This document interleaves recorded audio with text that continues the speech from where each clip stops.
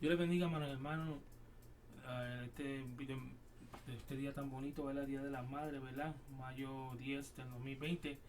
Vamos a empezar hoy con el estudio número 20 del año 2020, estudio número 20, que se titula Dios es un juez justo. La base bíblica se encuentra en el número 1 al 8 y 14 al 15. El pensamiento central que se da en este día es: quien abusa de la paciencia de Dios provoca su indignación. Una persona que está constantemente fallando a Dios, con el tiempo Dios se indigna de él. Los tres objetivos de la clase de hoy son: primero, saber que el juicio de Dios alcanzará a todos los que se rebelen contra él. El punto número 2 dice: reconocer que la justicia de Dios prevalecerá a favor de su pueblo. Punto número 3: apartarse del mal y mantenerse fiel al Señor. Aseguraremos o aseguramos su victoria. Unos datos que voy a leer ya mismo, que también es interesante. También en el texto audio dicen: Jehová tardo para la ira y grande en perdonar, y no tendrá por inocente al culpable. Fíjate qué cosa tan tremenda. Que la persona que es culpable, si no se arrepiente, no va a alcanzar, no se va a ser inocente de él. ¿Sabes? Dios va a alcanzar la ira de Dios. Y eso lo vamos a ver más adelante cuando vamos a ver a Nínive, lo que le pasó. En las otras clases habíamos hablado de Nínive, después que la misericordia de Dios la había alcanzado y que Jonás a predicar el mensaje de Dios, que se arrepintieran. Dios los perdonó y le dio una chance por un buen tiempo. Pero pasaron un par de generaciones, 150 años más tarde, y volvieron a sus malos caminos, a hacer cosas terribles que ellos hacían. Y vamos a ver cómo es que Dios le da machete en el asunto, porque la sentencia que Dios le había dado era cuando se arrepintieron, pero como volvieron para atrás y se volvieron más malos de lo que estaban, pues Dios pues los castigó de verdad.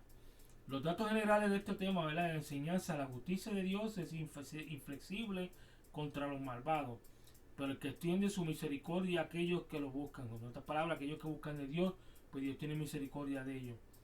Dice el autor, pues el profeta Nahum, contemporáneo con Jeremías, Sofonía y Habacuc.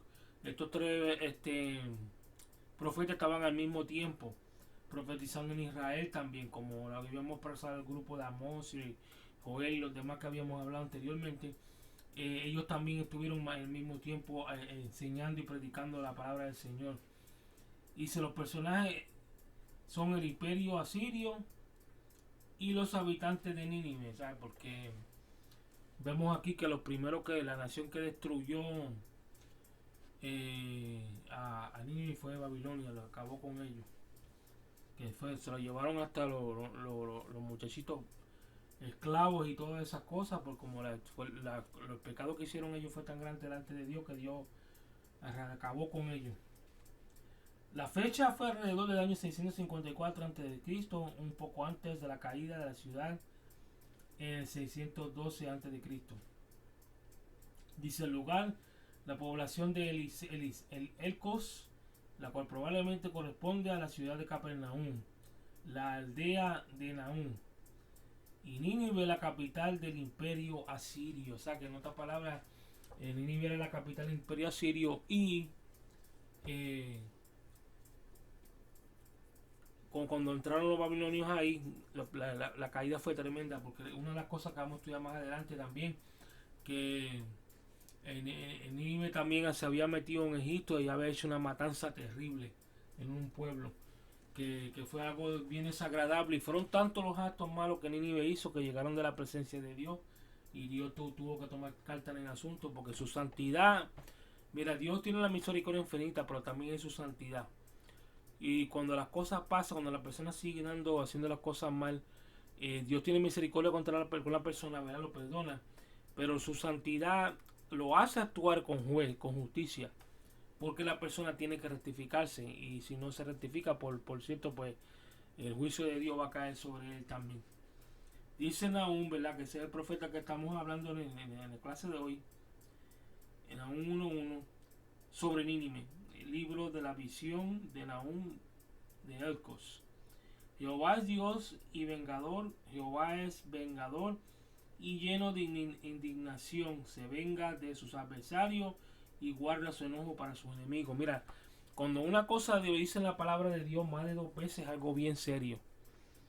Cuando se repite algo en la Biblia más de 2 veces, porque es algo bien serio y algo Dios va a hacer, tanto sea bueno como sea malo. Bueno, no decimos malo porque lo que Dios hace todo es bueno en las palabras, pero vamos a ver el caso de la justicia contra Nínive, cómo se cumplió por causa de eso. Dice el versículo 3, Jehová es tardo para la ira y es grande en poder, y no tendrá por inocente al culpable. Jehová marcha en la tempestad y el torbellino, y las nubes son el polvo de sus pies. Fíjate que muchas personas toman esto bien bonito, ¿verdad? Que es la grandeza de Dios, la majestad de Dios, que pues que se hace ver de esa manera, que la tierra, las nubes de la tierra son el polvo de sus pies. ¿Me entiendes? Dicen personas, pues la Biblia también habla, muchos de los siervos de Dios que en aquel tiempo pues, llegaron a ver el trono de Dios, decían que veían una chequina por los pies del Señor cerca de tu trono. Dice el versículo 4, Él amenaza el mar y lo hace secar y agosta todos los ríos. Basán fue destruido y Carmelo y la flor de Líbano fue destruida. Fíjate, si vemos bien, leemos a las personas que hemos leído el libro de Apocalipsis, sabe que por eso que habla la palabra de Dios que en los últimos tiempos en el libro de Apocalipsis dice que los mal pues se secarán, le van a desaparecer, porque Dios tiene el poder para hacer eso.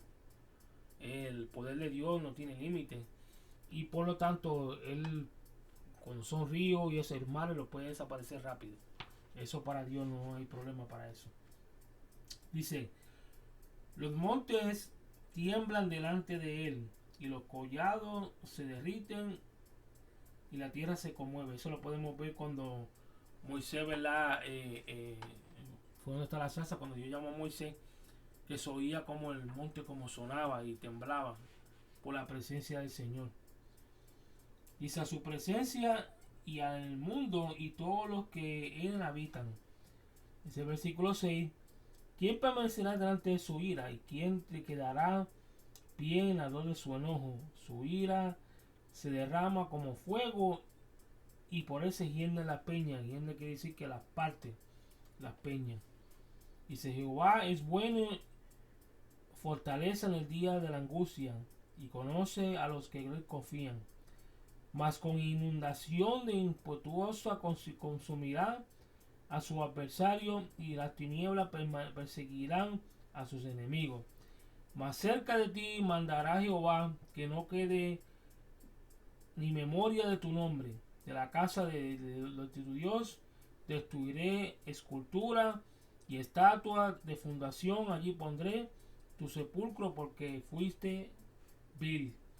Fíjate qué cosa tan tremenda, la amenaza que Dios le dijo y lo cumplió, porque a Nínive lo barataron completamente. Las ciudades bonitas que tenían le hicieron triza. Y se da aquí sobre los montes, en los pies del que trae buenas nuevas, de que anuncia paz. Celebrará, oh Judá, tus fiestas, cumple tus votos, porque nunca más volverá a pasar por ti el malvado pereció del todo. En otras palabras, una promesa que Dios le está dando al pueblo de Judá, porque hay que recalcar todos los imperios de la tierra, todo. Dice que el más que duró fue el imperio romano, duró casi 1000 años. Pero los demás imperios, los griegos, los persas, todo esa Babilonia, toda esa gente, todos esos imperios, los más que duraron fueron como unos 200 años por ahí. Y el más que duró fue el romano, que duró casi 1000 años. Y todos tuvieron su fin. ¿Por qué? Porque hicieron cosas atroces delante de Dios y Dios pues los tuvo que acabar con ellos. Y Roma se pensaba que porque era el más fuerte y el que más que duró, cayó siempre también. ¿Y por quién cayó? Por un grupo de vándalos, por vándalos cayeron. Porque ya Roma estaba débil, porque reclutaban a todo el mundo en el ejército. Y mucha de esa gente pues no eran gente que amaban a Roma, sino que no querían saber de ella, que lo que querían era su destrucción. Pero vamos a seguir adelante aquí en la introducción. Dice, aproximadamente 150 años antes de Nahum, Jonás profetizó a la ciudad de Nínive, logrando su conversión. Lamentablemente, como suele suceder, no hubo continuidad en su trabajo y con el tiempo Nínive volvió a su antiguo vicio de idolatría y sangrienta violencia. El libro de Nahum anuncia la caída de la destrucción de Nínive, la soberbia capital del poderoso imperio asirio. Este fue uno de los imperios más sangrientos y arrogantes de que la historia ha conocido. En el año 612 a.C., Nínive cayó bajo el poder de Caldeo, y de su arrogante belleza no quedaron más que escombros. Este estudio nos ofrecerá revelaciones y enseñanzas aplicables a la vida cristiana. Fíjate qué cosa, una cosa que Dios no le agrada, que molesta a Dios mucho, es la soberbia. Y cuando la persona llega a un nivel arrogante así, más temprano, cuando menos se lo piensa, cae. Y cae en una vergüenza que es completamente cambiado para que no vuelva a ser más nada igual. Y a veces Dios lo hace por el bien de la persona. La gente se piensa que le pasan cosas, ¿verdad? Porque Dios pues tiene una prueba, que no son pruebas. Tienen que tener mucho cuidado con eso, porque muchas cosas son provocadas por las personas mismas. Dios sí prueba a los cristianos, los que son fieles a Él, para que crezcan, con motivo de que crezcan espiritualmente y acerquen un nivel espiritual más alto y sabiduría más alto y puedan hacer más eficaces su ministerio. Pero cuando una persona provoca a Dios en soberbia, ya es su juicio. Y Dios tiene que quebrantar a esa persona, Dios tiene que cambiar a esa persona para que esa persona no se pierda. Y probablemente pueda ser hasta de vaso útil, como lo fue Pablo de Tarso y otras personas de la Biblia que Dios transformó sus vidas y fueron útiles para la palabra y la obra del Señor. Pero vamos a continuar aquí el desarrollo del estudio. Punto número 2. Dios es celoso y vengador. Todo el libro de Nahum se centra en los dos grandes temas de la caída de Nínive, por causa de sus actos sanguinarios y reivindicación de Judá. De esa manera, el atributo de la justicia de Dios evidenciaba como el hecho irrefutable, porque traía juicio contra la ciudad imminentemente y salvación a un pueblo quebrantado. Cuando la Biblia se habla de celo de Dios, casi siempre se habla del celo que tiene por los suyos y por su ley. Y la ley de Dios dada por medio de Moisés es una expresión de carácter perfecto. Cuando su pueblo viola ese pacto para el Señor, es un acto de infidelidad, pero Dios también es que el celoso de sus hijos cuando son injuriados. Zacarías dijo acerca del celo de Jehová por sus hijos, que Él os toca, cuando toca a la niña en sus ojos, cuando tocan al pueblo de Dios, pues tocan a la niña en sus ojos. Eso es tan delicado que es para Dios cuando injurian, castigan injustamente a sus siervos, a los judíos y a la gente que buscan de Dios, mi hermano. Porque Dios no le agrada eso. Quizá pase un tiempo, pero de que Dios va a tomar carta en el asunto, Dios va a tomar carta en el asunto. Eso délo por seguro. Hay que recordar que la palabra de Dios dice que Él no hay sombra de variación y Él no es ser humano, mi hermano. Ya a Dios no se le pasan las cosas. Por eso que Él le dice a la persona que se arrepiente y cambien, porque cuando la persona cambia y se arrepiente, esas cosas Dios las echa por un lado.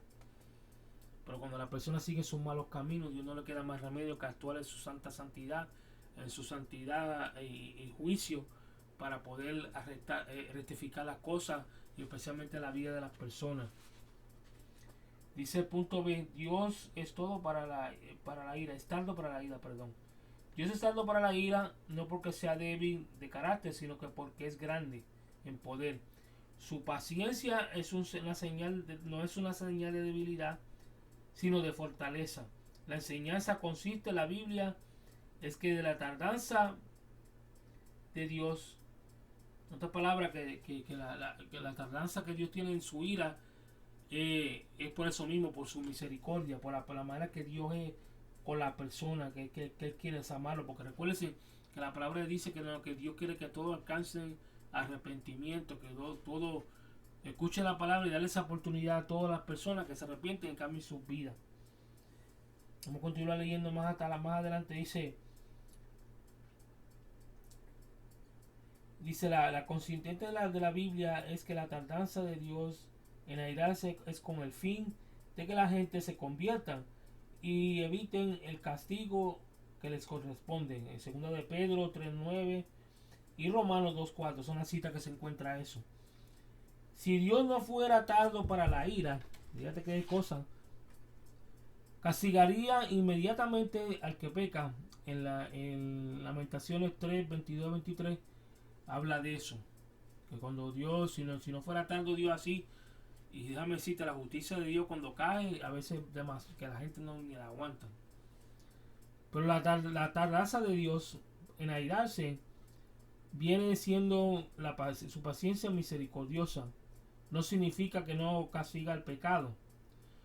Cuando el pecador se obstina en seguir sus malos caminos después de ser advertido por el Señor, Él tiene muchas formas de advertir. Entonces el siguiente paso es la reprensión. Cuando Dios ve que la persona no quiere cambiar, le sigue hablando y manda gente que le siga hablando, le sigue dando palabras, y cuando ya lo entiende, ahí viene el fuetazo. Y a veces son tan fuertes que da hasta pena cuando pasan esas cosas, porque no son cosas fáciles, mi hermano. Pero imagínate, si uno no cambia cuando Dios le habla a uno, entonces ¿qué esperanza va a haber? ¿Me entiendes? Tiene que haber esa deseo de uno mismo de tomar esos pasos, de cambiar. Y a veces hasta un paso lo que Dios quiere que dé la persona, un solo paso nada más para entonces hacerle el resto. Porque la persona a veces no se dan de cuenta de eso. Ahora, la palabra de Dios dice también que al que más se le perdona, más ama. ¿Entiendes? Por eso que muchas veces Dios pues perdona las cosas de la gente, muchas cosas que hacen, porque la ama y quiere que esa persona se salve, quiere que esa persona que se cambie. Pero no quiere decir que esa persona va a seguir en su vida errónea toda su vida. ¿Por qué? Porque la ira de Dios va a caer sobre él tarde o temprano. Dice más adelante, una excepción de la majestad divina. Una descripción de la majestad divina. En punto A dice, se muestra en la naturaleza. Dice, para Nahum, en el universo no es una inmensa maquinaria de Dios que Dios haya fabricado y puesto en movimiento para después olvidarse de ella.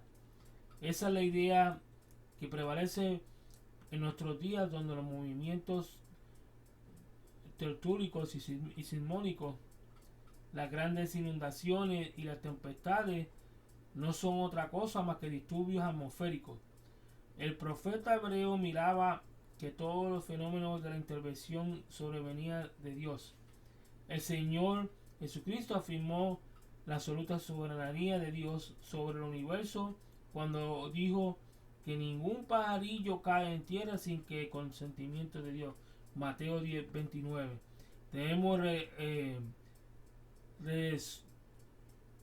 redescubrir el concepto de la sabiduría absoluta de Dios y ver que los sucesos mundiales no son no tanto fuerzas ciegas impersonables, sino la manifestación directa de Dios con propósito específico. Cuando las cosas pasan, es lamentable, mi hermano, porque es verdad que son causadas por cosas geológicas, pero siempre Dios permite las cosas para que la gente cambie. Vamos a poner un ejemplo en Puerto Rico, los temblores que han habido en el sur, ¿verdad? No estoy diciendo tampoco, ¿verdad?, que se merecen eso, pero siempre caos pasa eso para que haga un cambio no tan solo con la gente, sino con la política, con las cosas que están pasando. ¿Por qué? Porque Dios está al tanto de todo y con todo tarde o temprano su juicio va a caer y tiene que haber un cambio, mi hermano. Porque no sé qué es lo que va a pasar cuando venga pase el rastro, se va lo que poquito que tiene que llevarse y lo que viene después, mi hermano, ya lo saben, que leemos el libro de Apocalipsis y el libro de Daniel, lo que vienen son juicios terribles.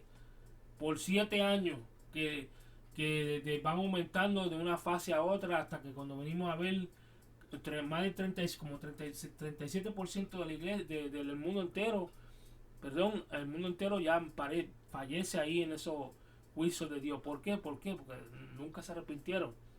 siguen en los mismos malos caminos y siguen alabando y buscando de la bestia y provocan la ira de Dios. Vamos a continuar leyendo más adelante.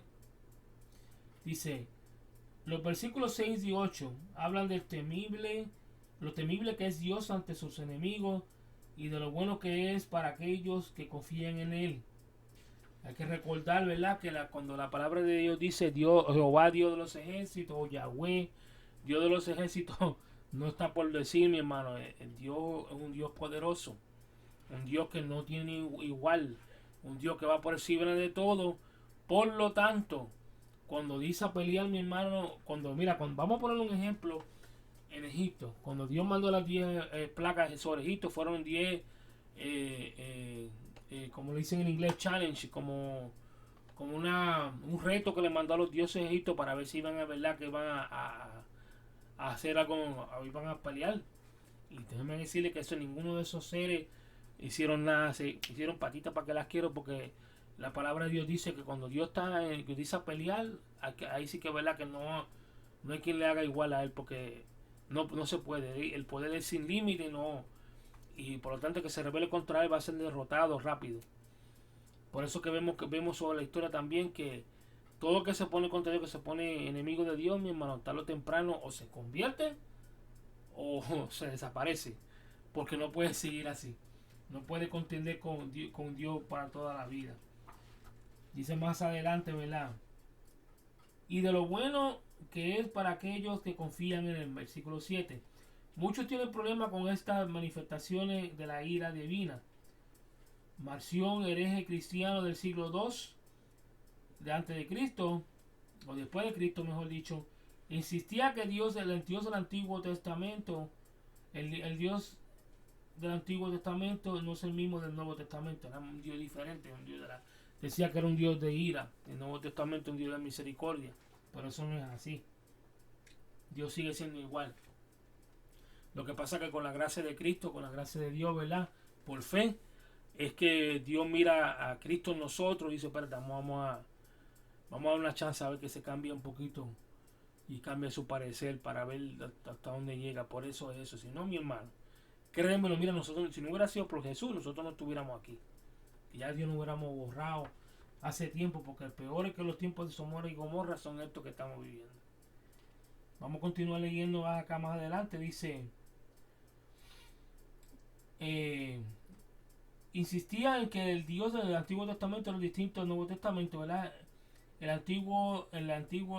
Antiguo Testamento decía que era imperfecto, limitado en conocimiento y además malo, por ser iracundo, vengativo y dado en enojo. Sin embargo, el del Nuevo, según hereje, es un Dios de amor. Los padres de la iglesia condenaron severamente sus enseñanzas. Es sorprendente que la iglesia contemporánea en muchos lugares sostiene de una manera disimulada el concepto marcionista, un Dios todo de amor, toda bondad, toda compasión, toda misericordia, toda clemencia. Fíjate que está tan erróneo, porque la palabra de Dios dice que Dios es fuego consumidor también. Él ama a uno también, pero uno tiene que mantenerse en sus caminos. ¿Por qué? Porque Él va a castigar a uno como quiera. Y esa enseñanza que esta persona está haciendo estaba bien mala y falta de conocimiento, ¿verdad? Y leer más profundo los estudios de la palabra, que es el mismo Dios. Lo que pasa es que, como le estaba explicando, la gracia de Dios a través de Jesucristo, ¿verdad? De Yeshua HaMashiach, que nos redimió, nos guardó, nos transformó. Por eso es que Dios no actúa así de esa manera, sino, ay bendito, no estuviéramos nosotros hoy en día. ¿Por qué? Porque las cosas no pueden seguir como están para siempre. Tiene que haber un cambio tarde o temprano. Así pasen 10 o 15 años, 20 años, un siglo, tiene que haber un cambio. No se puede quedar así la persona. ¿Por qué? Porque va a venir la destrucción. Ahora mismo mira con todo lo que ha pasado con la pandemia y todas esas cosas. Cosas grandísimas, pero mira, la gente se encerró, muchos empezaron a buscar más de Dios. Hubieron cambios, ¿verdad? Que hubo cosas negativas, que muchas personas han muerto, pero también otros se han convertido y han cambiado en sus malos caminos. Que Dios, permitiendo que esas cosas pasen también para que la gente que racionara y cambiara. Porque de la manera que estamos muy mal. Muy mal. Y no le digo yo que no se vayan a poner peores, no estoy diciendo eso, porque solamente Dios sabe lo que vaya a pasar. Pero Dios habla y ha estado hablando a través de estas clases, a través de muchas predicaciones por mucho tiempo, que van corridamente con un propósito. Que Dios castiga a aquellos que hacen maldad y no se van a ir con su maldad impune. Eso no es así. Dios no actúa de esa manera. Pero vamos a continuar leyendo la clase, ¿verdad? Una descripción de los diferentes destinos en la 1, capítulo 1, 14, versículo 14 y 15 dice: juicio para los pecadores. 3 males estaban determinados para los asirios. Número 1, no quedaría minoría en la memoria de su nombre, perdón. La grandeza, esplendor, la potencia de Asiria serían destruidos permanentemente. El salmista dijo que los malos que son como los que estamos que arrebata el viento y que se senda perecerá. Como el tamo que arrebata el viento y que su senda perecerá. El Salmo 1, 4 y 6 y 2, ¿verdad? Le pongo punto número 2. Fíjate que también dice en el mismo salmo, también dice que los caminos del hombre, hay hombres caminos que al hombre le parecen bien, pero su final son finales de muerte. Eso está en la palabra de Dios, no lo digo yo. Dice, su culto sería destruido. Los asirios atribuían el poder político, militar, económico a los dioses que adoraban. Al destruir Dios sus esculturas, sus estatuas, era obvio que estaba destruyendo el cimiento sobre la cual se había edificado sus poderes. Deuteronomio 27:15. El punto número 3, estaba destinado para aquellos en su sepulcro. Ezequiel dice, vamos a ver, Ezequiel que vivió, después Nahum escribió: allí está Siria y Nínive, con toda su maldad y su de rodeador de él están en su sepulcro todos los que cayeron muertos a espada. Ezequiel 32:22. Y vea que lo vemos tan claro, ¿verdad? Cómo fue que cayeron. Y te voy a decir una cosa, en la misma adelante hay una promesa, ¿verdad? Que si venimos más en el mismo libro de Deuteronomio, que hay una maldición, todos aquellos que hacen escultura de estatuas para que los hombres los adoren.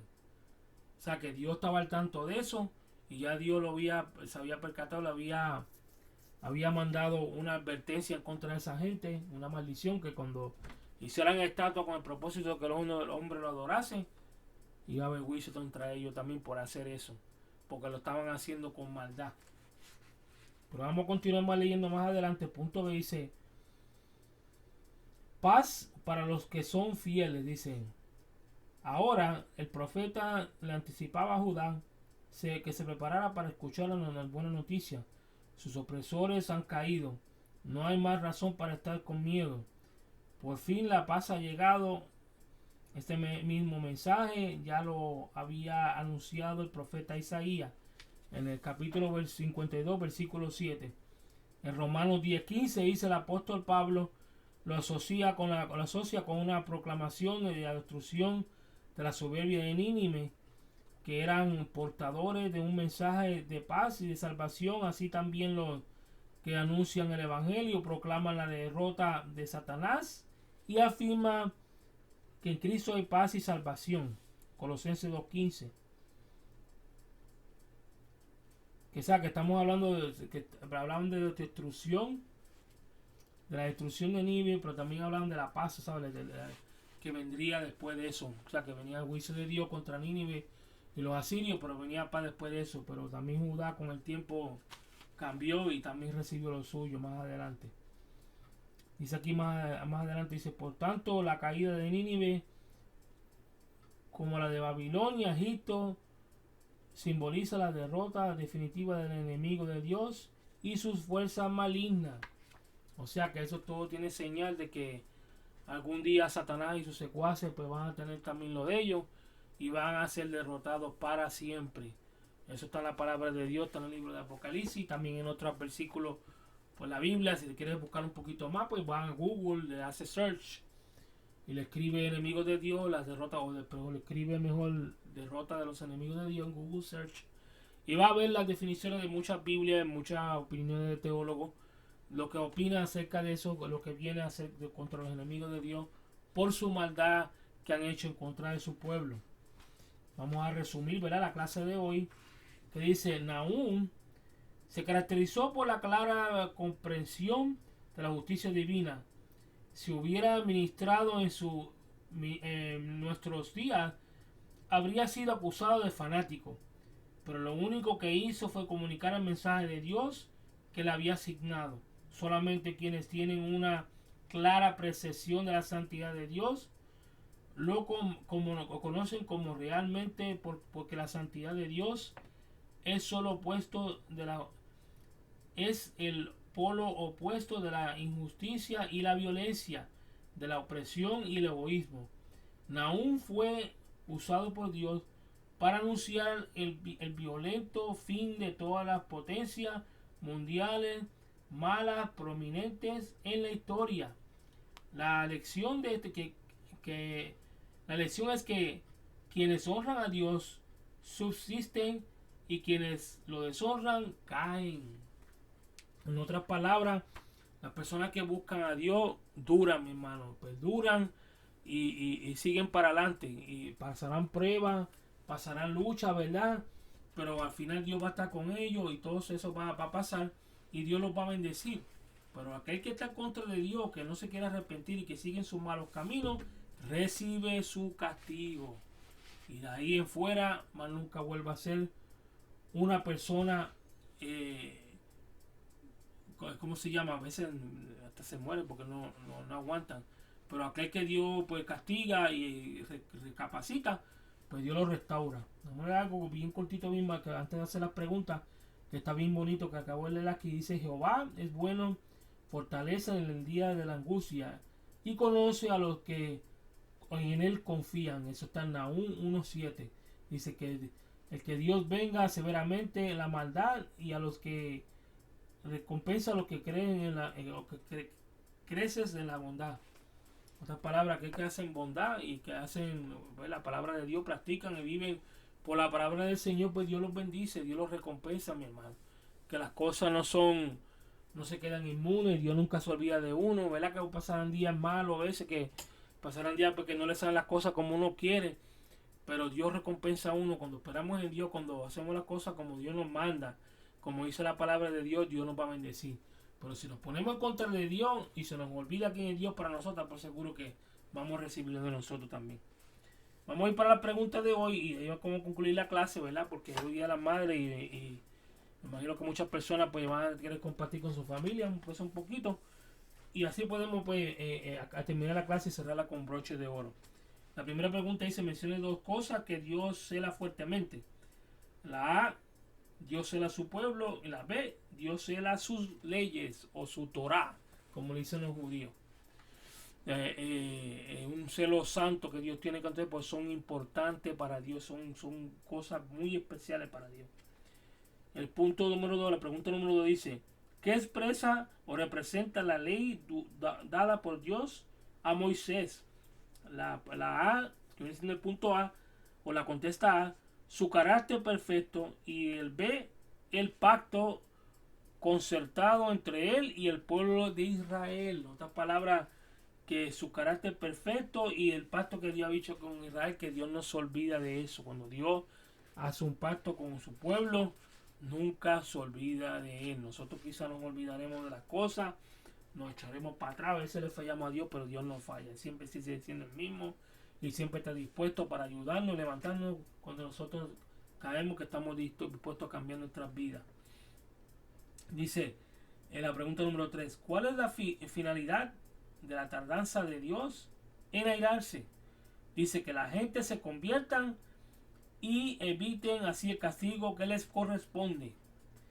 La pregunta número 4 dice: ¿cuáles fueron los 3 males que Dios dispuso para los asirios? Punto número A, o sea, la contestación número A: no quedará memoria de su nombre. Y B: su culto será destruido. Y C: estaba destinado para aquellos en un sepulcro. La quinta pregunta dice, ¿qué tipifica la caída de Nínive? Acabamos de hablar hace un par de minutos. La derrota definitiva del enemigo y de sus fuerzas malignas por parte de Dios. En otras palabras, que la caída de Nínive significa que Satanás va a ser algún día derrotado también en las fuerzas de su fuerza, y todos aquellos secuaces que están con él, los principados de la tiniebla, van a tener su fin, no van a durar como ellos creen que van a durar. Le voy a dar un hint para algo muy rapidito de la clase de la próxima semana, que se titula Fe en medio de la adversidad. Prepárense para eso, que está bien bonito. Un mensaje de fe, como una enseñanza de fe como la que tenemos hoy. Nunca se olviden, ¿verdad?, que estamos aquí para servirles. Si tienen un comentario, pues dejen un comentario abajo en el video. Y estamos a disposición suya. Mi nombre es el hermano Denis Feliciano, ¿verdad? De parte mía y de mi esposa Tri Recio. Le damos bendiciones, que pasen un buen día de las madres. Y recuérdense que Dios está siempre para ayudarnos, que pasen momentos difíciles. La mano de Dios siempre está para ayudar a su pueblo y nunca se olvida de nosotros. Nosotros sí nos olvidamos de Él, pero Él nunca se olvida de nosotros. Que Dios les bendiga, que Dios les guarde, que pasen un bonito día. Y nos vemos la próxima semana con el estudio número 21. Que pasen un buen día. Shalom.